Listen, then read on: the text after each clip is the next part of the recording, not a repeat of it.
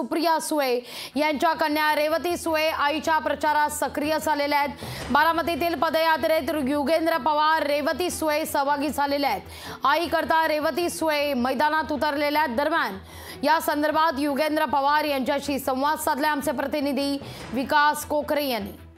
खासदार सुप्रिया सुळे यांच्या प्रचारार्थ आज बारामतीमध्ये युगेंद्र पवार आणि सुप्रिया सुळे यांच्या कन्या रेवती सुळे यांच्या उपस्थितीमध्ये आज पदयात्रा सुरू आहे। आपल्यासोबत बोलण्यासाठी संवाद साधण्यासाठी स्वतः युगेंद्र पवार आज पदयात्रा काढली, काय उद्देश आहे नेमका? उद्देश काय नाहीये, जास्तीत जास्त लोकांपर्यंत कसं पोहोचता येईल हाच उद्देश।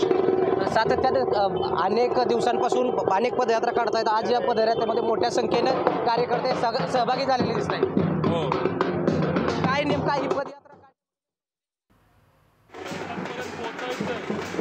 कमी वेळात तुतारी हे चिन्ह आपल्या पक्षाला? आमचं हे चिन्ह तोतारे नाहीये, तोतारे फुंकणारा माणूस हे आमचं चिन्ह आहे।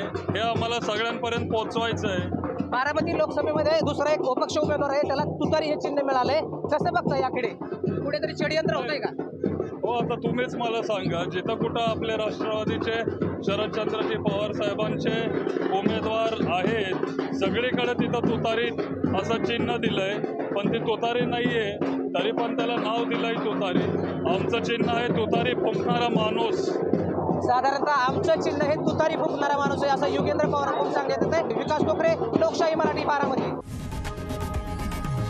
लोकशाही मराठी ऐका, पहा, जागरूक रहा।